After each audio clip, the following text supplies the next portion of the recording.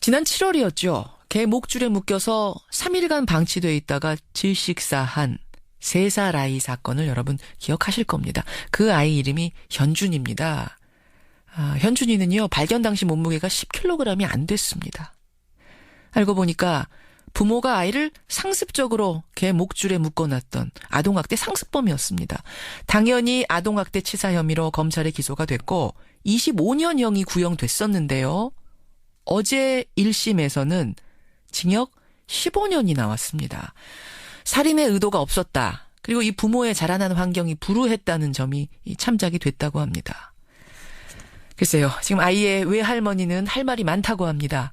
연결을 해보겠습니다. 외할머니 박미정 씨가 연결돼 있습니다. 할머님 나와 계세요. 예. 예.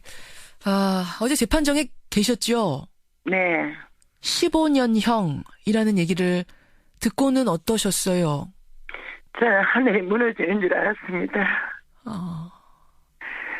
제 살이 찢기고 피가 터지는 것 같은 그런 심정이고요. 저는 지금 숨을 쉴 수가 없습니다. 저는 항문에 개살까지 당해가면서 애가 속 내장까지 다 내려앉아가지고 죽었는 그걸 생각하니까 저는 너무너무 고통스럽습니다. 지금 하신 그 말씀은 제가 보도로 못 봤던 이야기인데, 그러니까 네. 아이가 숨져 있을 때 개 목줄에 묶여서 이제 3일 만에 숨진 채 발견이 됐는데 그때 발견 당시 모습이 아주 끔찍했군요. 네네. 어떤 식이었던 건가요? 항문에 개사가 왔대요. 괴사 짓물러서. 네, 너무 짓물러가지고 항문에 개사가 오고 속 내장까지 다 녹아 내려앉아서 그래서 죽은 거예요. 말라 죽은 거예요. 지금 물을 한 모금도 주지도 않고요. 아이고. 애가 너무 말랐어요. 제가 장례식에 갔는데 애가요. 예. 뼈가요. 나무젓가락 같아요. 나무젓가락. 아이고.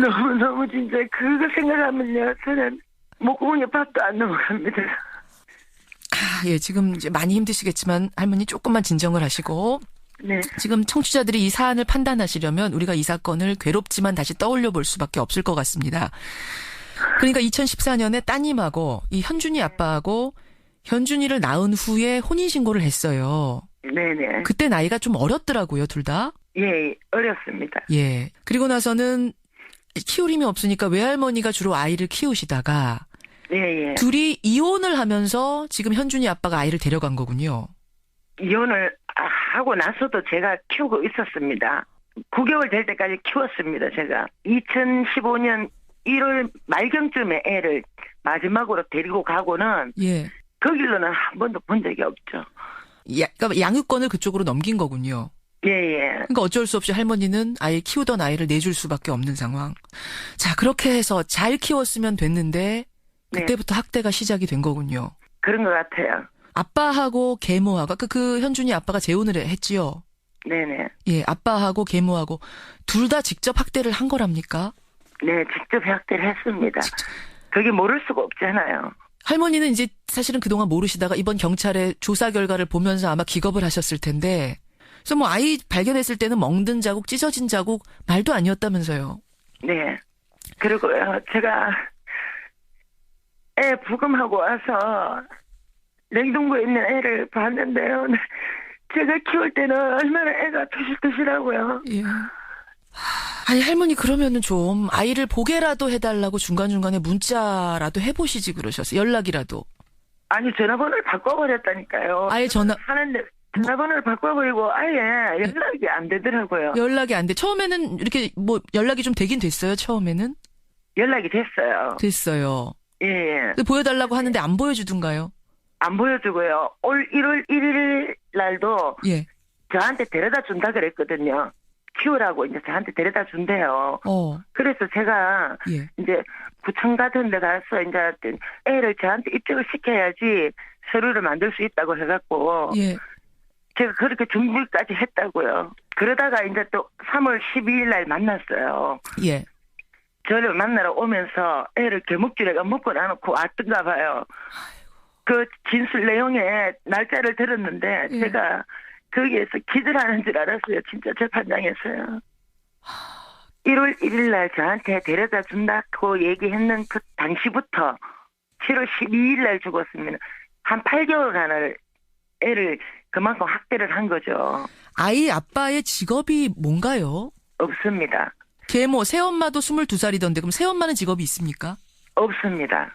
네. 그러면은 직업이 따로 없으면 얼마든지 아이를 키울 시간은 있었다는 이야기인데 그 애를 그렇게 해놓고 부부는 뭐 한 겁니까? 저거는 놀러 다녔죠. 그러니까 그날 숨진 날도 새벽 3시까지 술을 마셨다 그러던데. 예.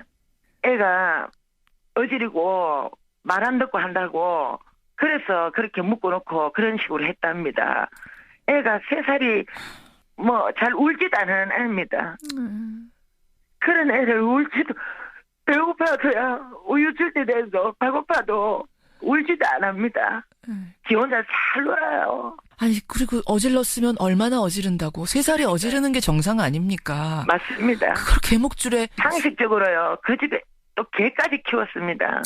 아, 그 와중에 또 반려견이 있었어요? 예. 그 개는 개목줄 안 해놓고요. 우리 현준이는 개목줄 해가지고 그 묶어놨다는 이제 그게 말이 됩니까? 그게 사람으로서 할 수 있는 일입니까? 죽이려고 작정하지 않고는 그렇게 못합니다. 아, 이런 상황에서 지금 15년이 나왔습니다. 구형은 25년이 됐는데 실제 형은 15년. 어떻게 생각하세요? 저는요. 선고가 잘못됐다고 생각합니다. 애를 하나 죽였는데 예. 사람을 죽였는데 15년이나 하는 거는 말이 안 됩니다. 15년 살고 나오면 지금 몇 살이 되는 거지? 마흔도 안 됩니다. 마흔도 안 되는 상황. 당연히 항소를 하는 거죠? 네, 합니다. 예. 할머니, 현준이 얼굴이 그냥 지금도 아른아른 하시겠어요?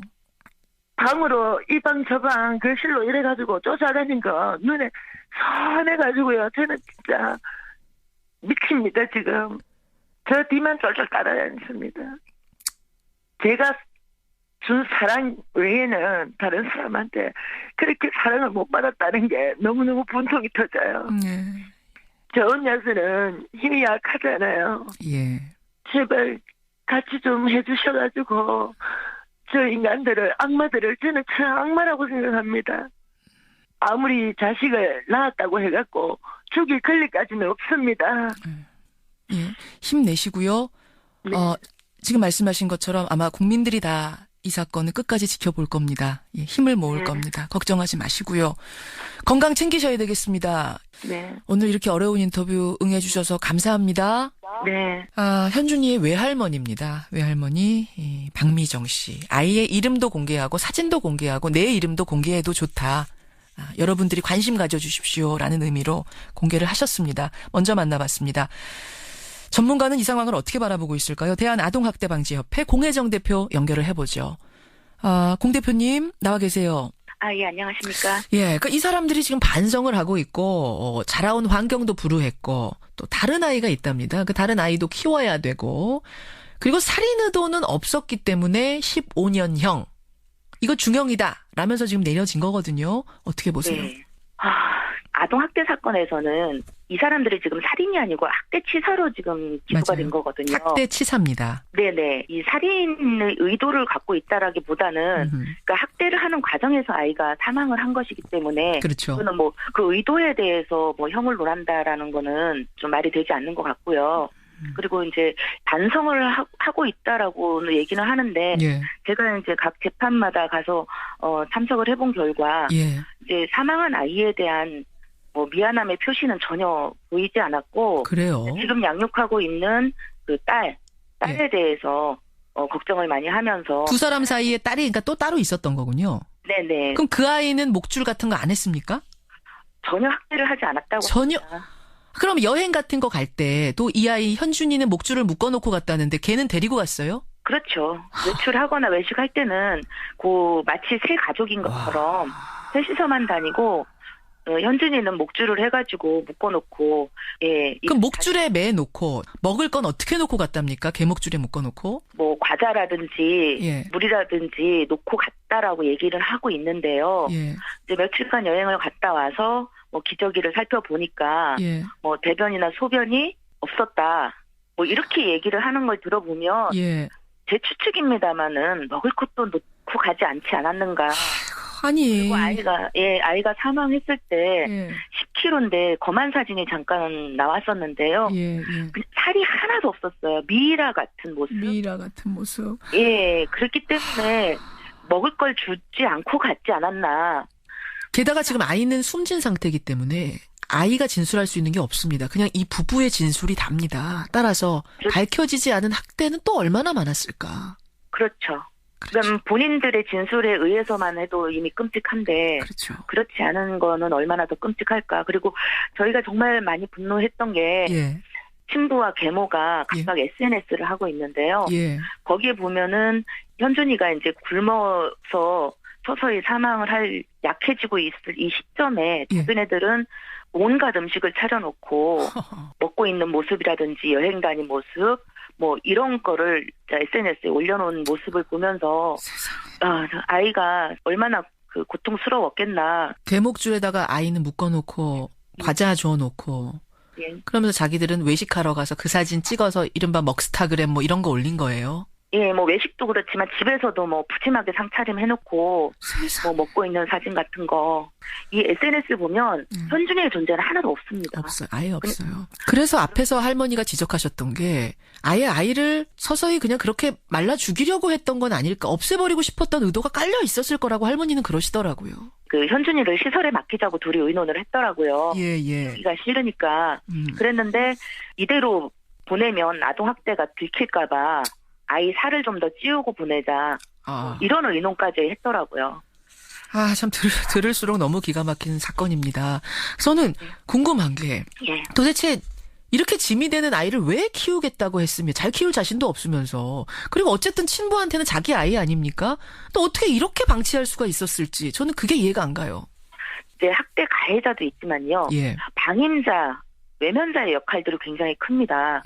그러니까 둘 중 하나라도 아이를 보살폈다면 아이들은 사망까지 가지는 않거든요. 않죠. 그럼요. 예, 보면은 대부분의 아동학대 사망에서는 방임하고 묵인한 그 역할들이 굉장히 많습니다. 예. 가슴 아프죠. 이런 아동학대 사건이 지금 끊임없이 일어나고 있습니다. 우리가 뭐 대안을 좀 생각해 봐야 될 텐데 원인과 대안 어떻게 생각하세요? 이번 사건 같은 경우는 인성적인 문제가 가장 크겠지만 예. 이제 아동 양육에 대한 방법 같은 거를 제대로 몰랐던 것도 한몫하지 않았을까. 우리 나이로 19, 20이니까 그러니까 이게 만으로 하면은 18, 19대 난 겁니다. 예. 준비되지 않은 양육, 준비되지 않은 출산, 여기서부터 불행의 씨앗이 뿌려졌다고 보시는 거군요. 그렇죠. 부모라는 게 참 극한 직업입니다. 말하자면. 물론이죠. 부모가 얼마큼 헌신을 하고 인내를 해야 되는지를 거의 생각을 안 하고 무작정 아이부터 낳거든요. 예. 지금 나라에서는 임신하고 출산을 하면 카드를 지원해주지 않습니까? 예. 좀 강제적으로라도 부모 교육이라든지 양육, 단계별 양육 교육을 이수를 해야만이 지급을 하는 그런 그런 대안. 문제성도 좀 있었으면 좋겠어요. 그러네요. 듣고 보니 그러네요. 예. 뭐 첫 번째는 인성이겠습니다만 그 개인의 인성에 문제가 있었겠습니다만 우리가 사회가 할 수 있는 안전장치들은 그래도 해보자. 대안들은 생각해보자. 한다면 지금 말씀하신 그것도 방법이 될 것이다.